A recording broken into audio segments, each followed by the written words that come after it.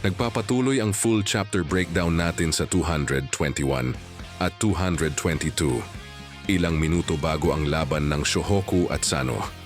Si Coach Anzai ay nagbigay ng mahalagang impormasyon kay Hisashi Mitsui sa banyo.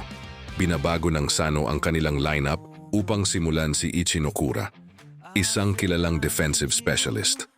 Mabilis na kumikilos ang Sano. Mabilis na binaligtad ni Coach Anzai ang kaba ni Mitsui. Sa pamamagitan ng tahimik na pagsasabi, mukhang takot ang Sano kay Hisashi Mitsui.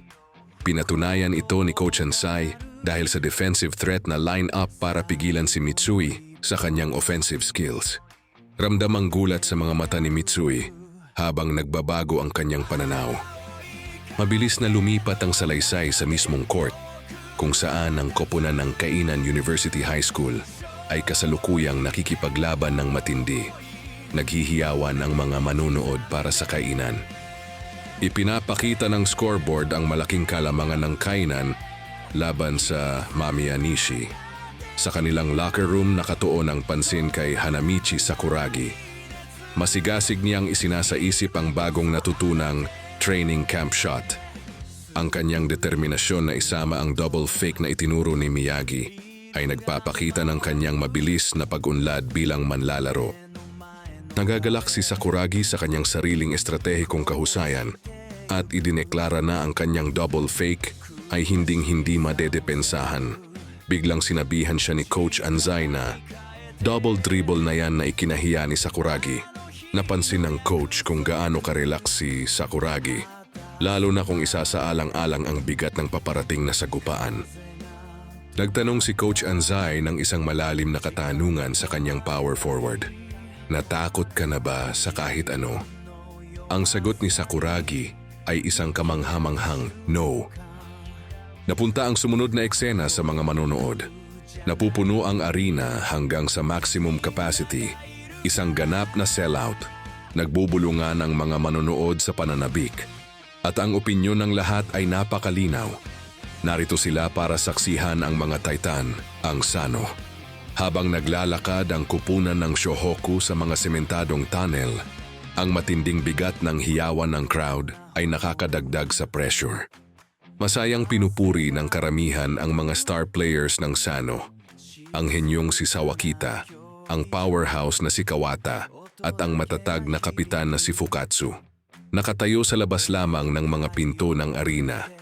Ninanamnam nina Kapitan Akagi at Coach Anzai ang napakalaking paghanga ng publiko sa kanilang mga kalaban. Patuloy ang panloob na digmaan. Kalmadong pinagmamasdan ni Coach Anzai ang pagkiling ng mga manonood sa kalaban. Ang mga panel ay mahusay na nagpapakita ng mental na pakikibaka ni Captain Akagi. Nakikita siyang nagbubuntong hininga, gumagamit ng mga teknik sa paghinga upang kalmahin ang sarili at kontrolin ang tibok ng puso sa gitna ng ingay ng mga taga-suporta ng Sano. Sa ilalim ng pressure, nagtagumpay si Akagi na may kumpiyansa at mapanghamong ngiti. Sinabi niya na ang mga tagahanga ng Sano ay makakaranas ng isang nakakadismayang hapon. Nagbigay si Coach Anzai ng mahalagang kaalaman, kinilala ang takot na nararamdaman ng lahat bago ang isang malaking laro. Ngumiti si Coach Anzai, batid ang galak ng kanyang kapitan dahil nagtagumpayan ang kaba nito. Humarap si Akagi sa kanyang kupunan sa locker room, may bakas ng determinasyon sa kanyang mukha, at ibinalita ang pagdating ng sandali na kanilang pinaghirapan. Malapit na ang oras. Ang tugon mula sa starting lineup ng Shohoku ay talagang nakakagising ng dugo. Sinasalubong nina Sakuragi, Miyagi at Mitsui ang hamon gamit ang may kumpiyansa at tila mapanganib na mga ngiti. Maging ang seryosong si Rukawa, kahit kakagising lang ay masusing naghahanda ng may malamig na focus. Pinagmamasdan ni Coach Anzai ang buong team ng may galak. Ang pamamaga ng mata ni Rukawa ay magaling na. Handa na ulit ito sa panibagong hamon. Samantala, sina Ayako at Boy Labo ay tulalang-tulala sa tila napakakalmadong atmosfera na nanggagaling sa starting five. Kasabay nito, ang lakas ng hiyawan ng mga tao sa stadium ay muling binigyang diin na nagpapakita ng napakalaking hamon.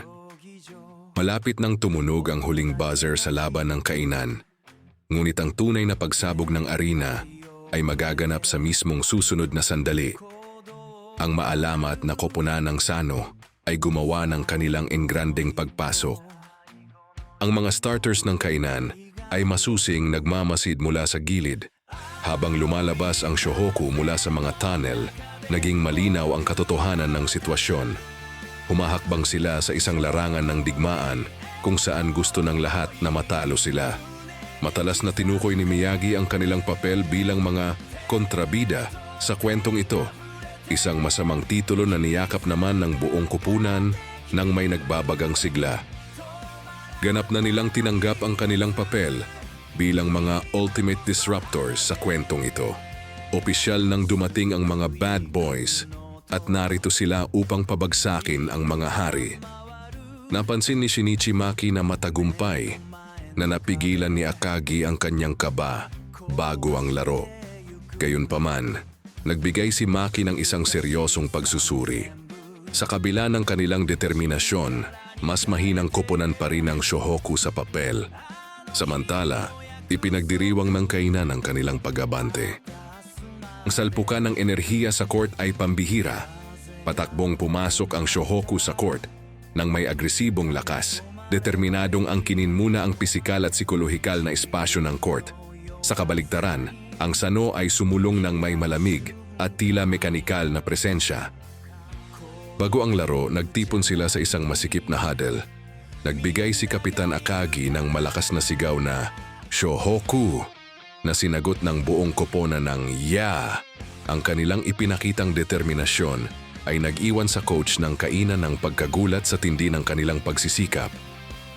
Sa gitna ng mataas na tensyon ng drama, isang nakakatawang panel ang lumitaw. Ang mapagkumpetensyang si Sakuragi ay aktibong kinukutya ang mga tagahanga ng kalaban na sumisigaw ng "Umuwi na kayo", habang sinusulsulan pa lalo ni Miyagi. Isang napakalawak na establishing shot ng isang napakaingay na arena. Ang mga koponan ay nagwa-warm up, parang mga leon na handang sumugod sa laban. Grabe, ramdam mo na agad ang napakataas na tensyon. Anong klaseng laban ang naghihintay sa atin? Makikita natin sina Yasuda at ang buong Shohoku bench na todo sigaw. Ayon sa mga manonood, sinasadya nilang mag-ingay dahil kung tatahimik sila, lalamunin sila ng buo ng pressure. Pumapasok sa eksena ang defending champion, ang maalamat na Sano Kogyo. Nakatitig ang Shohoku lalo na sa ace player na si Eiji Sawakita. Napakabigat ng presensya ng kalaban. Ngunit walang inuurungan ang Shohoku. Ang mga reaksyon ni Narukawa, Miyagi at Mitsui ay nag-uumapaw sa kumpiyansa. Natatakot ba sila sa atin? Isang patunay ng matibay nilang mentalidad. Pilit pinapakalma ni Kogure ang kupunan habang namamangha sa perpektong warm-up ng Sano. Samantala, ang ating henyo na si Sakuragi. Ayon, nanlilisik na ang mga mata sa kabilang panig. Biglang humingi ng bola si Sakuragi. Isang malakas na pass ang umalingaw-ngaw na ikinagulat hindi lang ng mga kakampi, kundi pati na rin ng mga manlalaro ng Sano. Mula sa isang napakabilis na pagtakbo, si Sakuragi ay nag-take off na parang isang rocket. Nakatingala ang mga manlalaro ng Sano, halos hindi makapaniwala sa sobrang taas ng kanyang talon. Isang saglit na tila nag-freeze ang oras at ang lahat ay nakatutok sa napaka-epic na eksenang iyon. Boom! Isang napakalakas at dambuhalang slam dunk ang pinakawalan ni Hanamichi. Sakop ang buong pahina upang ibaon ang tindi ng impact ng kanyang ginawa. Napakalayo sa nauna niyang ginawa kung saan kapos ang kanyang slam dunk. Katahimikan at gulat.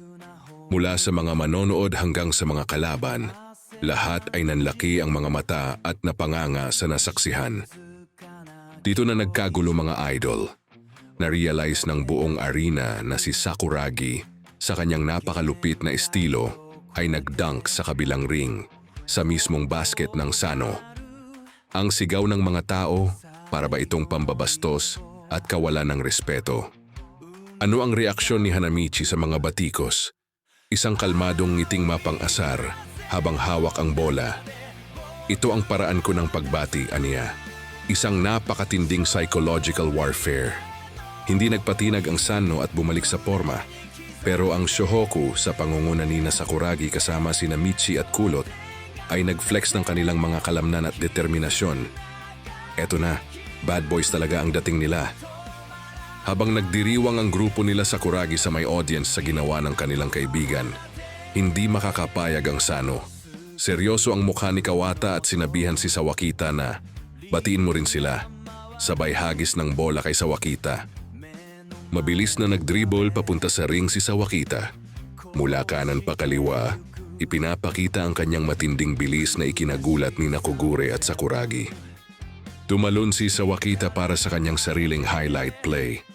Isang perpekto at napakataas na pagere ang ipinakita ng number 1 high school player sa Japan. Ngunit teka, bago pa man makapag-dunk si Sawakita, biglang may mga ligaw na bola na lumipad at tumama sa kamay nito habang nagdudunk sa ere. Nasira ang momentum ng Sano dahil sa gulong nangyayari. Ang may gawa ng gulo, walang iba kundi sina Rukawa at Akagi na masigasig ding nagwa-warm up ng may matinding puwersa. Sa gitna ng chaos na ito, opisyal nang inanunsyo sa buong arena ang pagsisimula ng laban. Ang pinakahihintay na tagpo, nakapila na ang dalawang koponan sa gitna ng court. Sa pamumuno ni Akagi, haharapin na ng Shohoku ang kanilang pinakadakilang pagsubok. Tinapos ang chapter kasama ang isang nakakatuwang ilustrasyon ng mga hardcore fans ni Mitsui at Rukawa na handa na ring makipagbakbakan sa stands. Pero bago tayo magtapos, ay shoutout muna sa mga nag-comment noong nakaraang slam dunk video natin. Take care po sa lahat and God bless.